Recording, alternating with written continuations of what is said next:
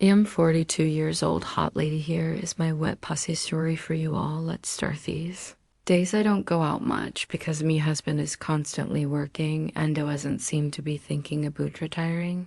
I spend the majority of my days at home by myself feeling utterly Alan desperate and bored. My husband was on abusing his trip in London this weekend and he didn't want to spend any more nights by myself. I gazed out my window at the rain outside, which was glistening in the light from the lamp posts on the streets off London. I made the decision to let my hair down that evening. I walked through the streets outside Died. I made the decision to visit my favorite bar on Korabi Street, which is lined with autumn leaves. The Parakeet was one of those establishments that hadn't kept up with the times. It was still stuck in the 1980s with its colorful seats, mismatched chairs, and the aroma of ale and damp wood. It was a cozy place, really, when I saw him. I had just finished my first gin and tonic, sitting in the farthest corner. Off the pub, the only person without a wrinkled face or a pint in hand, looked out of place despite our distance. Could tell he was younger, no older than 24. And when he looked at me, smiled at me in the tiniest, most tentative way, as if he was just as hot to see me as I was to see him. It quickly turned away as I felt my cheeks get hot from being flustered in Adicione. Felt our eye contact, which caused Mr. Mac to flip violently like two magnets pulling together. I sensed they was observing me. Maybe he wasn't certain and pondering whether or not I liked him. I sipped my drink slowly, while glancing back at the corner where he was sitting and trying to convey to him that he had noticed that I had instantly captured his attention by meeting his gaze over the glass's rim, just as red and flushed as before. He looked away from me and broke eye contact, but had glanced back as if he couldn't resist. His eyes were as inquisitive as puppy dogs, awaiting my order to move, and his lips were puckered.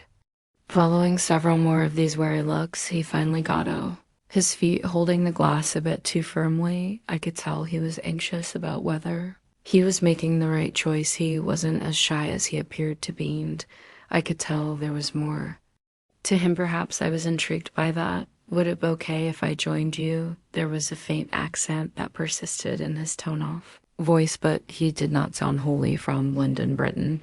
Sure, I smiled, because of a faint quaver in his voice and the almost archaic politeness with which he spoke. I raised an eyebrow and said, "Oh, no need condition, only if you tell me why you're here tonight all alone." I jokingly pondered whether pushing him beyond his comfort zone would reveal whatever he was concealing. His cheeks were still hooded and flushed as he gulped and glanced down at his drink before turning back to face me. "I guess you and I are both here for the same reason. I simply needed a little change, all right?" I touched the vacant seat next to me. He took the chair a bit too quickly, and I watched him as if my gaze had already entered his subconscious, causing him to fidget and jitter. He told me that his name was Sherry, which made me laugh. Outrageous name, but seemed to suit him well despite his youth. He exuded an old-fashioned charm that brought back memories of my own childhood, when I would wander the streets of London wearing borrowed clothing and daydreaming endlessly. "What is your name, then? Have you lived in London all your life, or have you had other lovers? I mean places in the past." "Elena is my name," I purred as I slowly and deliberately traced the rim of my glass with my fingertip. "Yes. I have spent the majority of my life in London, but both the city and my appetites have evolved. You know how the years tend to make things more arid." His cheeks flushed a little as he nodded. It was delightfully endearing to see the effort he was making to keep up. This man sitting across from me made me want to serve up a feast, and you eyes kept me eyes lingering on his lips. "You don't sound like a native Londoner," I said. My husband never seemed interested in my flavors. Instead, it seemed like he did his best to avoid tasting them. "Where were you raised?" "Like a man picking the ideal wine for a situation." He paused and looked down at his glass while deciding what to say. "I was drawn to the city, haven't thou? I'm from the countryside, the Cotswolds to be exact. It always seemed more exciting to be in London, a place where you could get caught up in the asterisk moment and then untangled again." His eyes revealed who he was, even though his words were measured. I took another sip of my drink and leaned back in my chair, feeling the warmth creep through me like a slow, lazy touch. That's how. When Duncan be, you need the right dye. I said in a low, friendly voice. But if you're not careful, it's easy to get entangled in all the wrong ways. I grinned, allowing the promise to linger like a subtle asterisk. Alluring scent, he looked at me, then his gaze intense, and searching with an eyebrow raised his mouth, moved forming at me. Oh, as I watched him, I wondered Wave saw. Did he see just an older woman and is he conversation, or someone who lived her life and had begun fading quietly into the background, maybe? I was wrong. Did he see something else? Did he see? I was still alive, still hungry and burning, still yearning for something undefinido. You like to play with fire? He asked, a wit smile dancing on his lips. I felt a flush of heat in my belly, a sensation he hadn't felt in far too long. Well, that depends. I replied, my voice a sultry purr. What kind of heat are you looking to ignite? I held his gaze, the between you crackling with an electric tension that was anything but subtle. Sometimes you have to dance with the devil to truly know your desires. His eyes sparked with intrigue, a hunger that belied his innocent act. He leaned in, his voice a low rumble that sent shivers down my spine. And what about you? Have you ever played with matches? I was taken aback, a thrill of excitement coursing through me. Took a slow, deliberate sip of my drink, me eyes never leaving his. I had mentioned my husband to Harry, and at that moment I didn't care. This was about me. About us. Oh, I've done more than that, he admitted. My voice was a husky whisper when I was younger, hungry, eager to explore every dark corner, every hard to reach place. I would take any risk for a taste of ecstasy. His breath hitched, and he could see the images playing out in his mind. He was enjoying this as much as I was. I leaned in, my lips almost brushing his ear. Tell me, Harry whispered, my voice dripping with sin. What would you risk for a taste of the forbidden, for a chance to do something deliciously unforgettable? He squirmed, his eyes darting to my mouth, then back to my eyes. I could see the battle raging within him, the temptation wearing with his hesitation. I'm not sure, he confessed, his voice barely audible. He shifted in his seat, trying to discreetly adjust his stance. But I think I would risk a lot, hesitated, his voice thick with desire, and he looked at me with eyes full of lust and anticipation, clearly wanting me to guide him down this new and exciting path. There was something vulnerable about him, something that made me want to pull him closer, to reassure him and prove that it would be the right thing to take a chance on a risk. For a moment, my mind shifted to my husband. I felt a sense of guilt, but like Harry, I was willing to risk a lot. I couldn't help myself. I reached out towards Harry, my hand brushing against his. The warmth of his skin against my own made my spine feel fuzzy. Although it was only a small gesture, it held so much weight. He didn't pull away from me. He looked down at our hands slowly, curling his fingers around mine, still not entirely given everything up to me, but willing to. I felt an excitement pulsating in my veins, thrill of this young man who had somehow wandered into my life and madam feel alive again, much less alone. And in ways beautiful, we stayed with our hands and twinned the silence between us thick with unspoken possibilities. Finley, I gave him a gentle smile as an invitation to take the next step. Would you like to take a walk with me? I asked if I had lost all my confidence, and then my voice turned into barely more than our whisper. He nodded, his gaze steady on me as though he had made up his mind.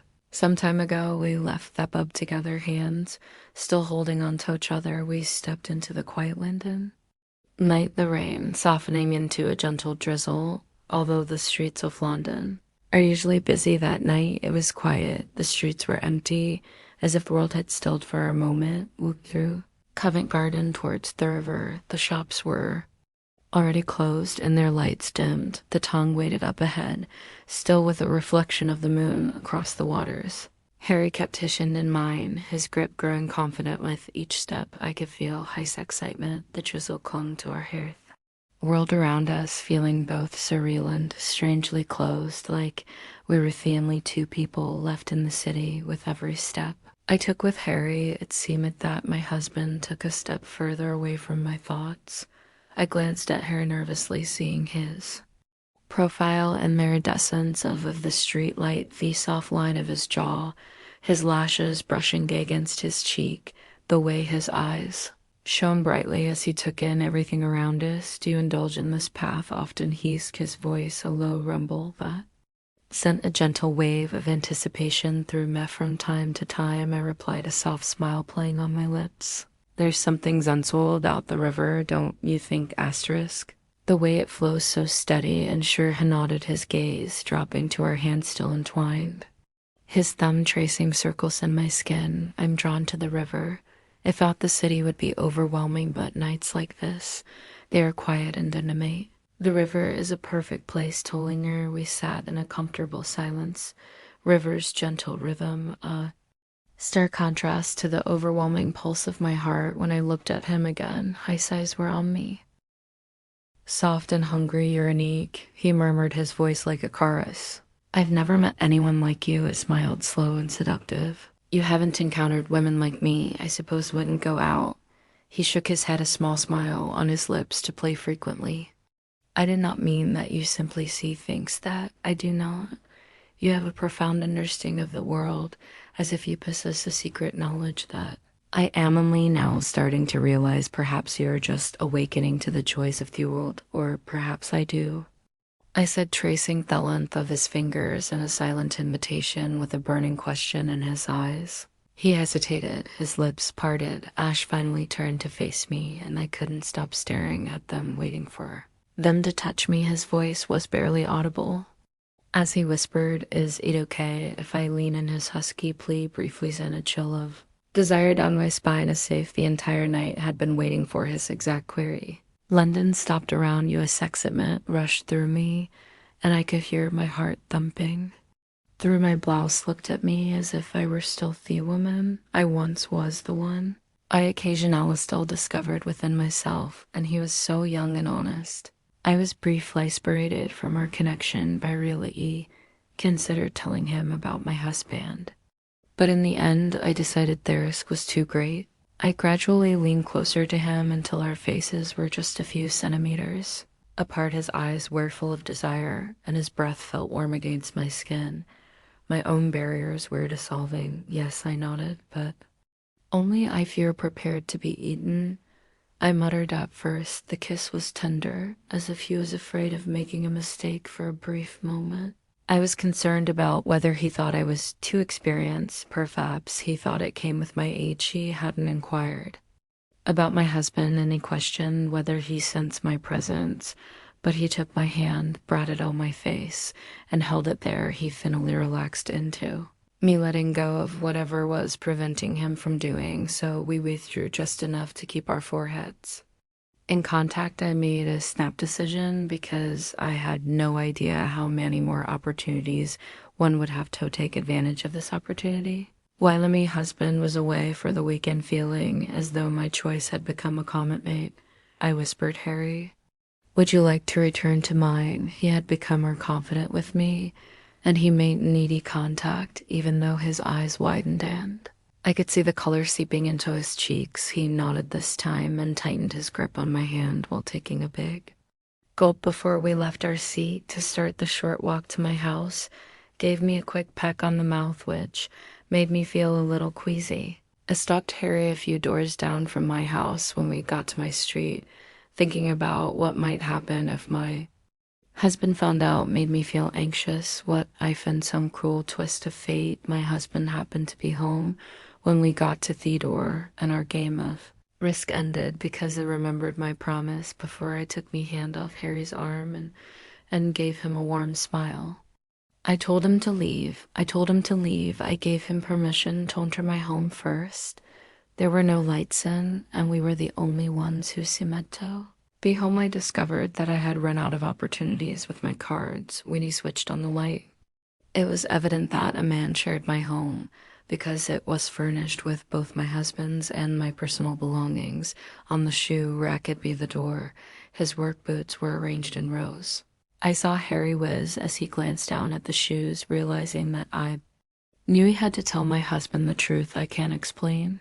I started Harry, wiped the hurt expression from his face, and nodded his head. He waves a hand at me as Thotto beckoned my husband away, saying, I don't want to hear it, really. I questioned him not. Sure, if he felt at ease in my house any longer, he put a hand on my back. Todd drew me in closer as he nodded at me, he lightly pressed his thumb against my lip with his free hand, then traced the contours of my jaw with a finger before using his thumb too.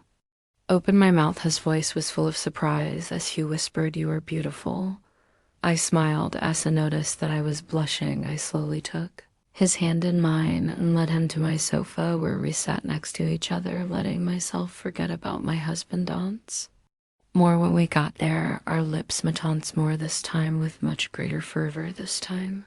I gave myself permission to finally unwind and melt. Into him, my peaks were taut and ready for him, and he delivered. He became more assured with every second that went by in a moment that seemed to last forever, wove together, entwined our hearts pulsing in time, encircled by one another's arms. I was unprepared for his subtle growth. The edges of my wet patels were waiting for him. I shuddered in excitement. This was unexpected.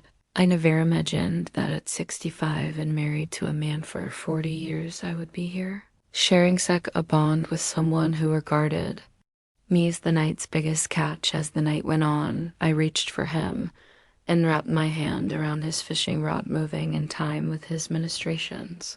We remained close bonded like glue and experienced a calm joy that spoke to my spirit in a way I hadn't experienced in years. As the night wore on, and the first rays of dawn filtered through my living room's windows, it was more than just desire. With his hand intertwined with mine and his head resting on my shoulder, we lay together in cozy silence. I closed my eyes and relished the quiet and privacy of this moment. Asterisk, I hope you liked this wet story. If you really like this, kindly subscribe my channel and press bell icon for more wet stories for your knowledge. Love you all.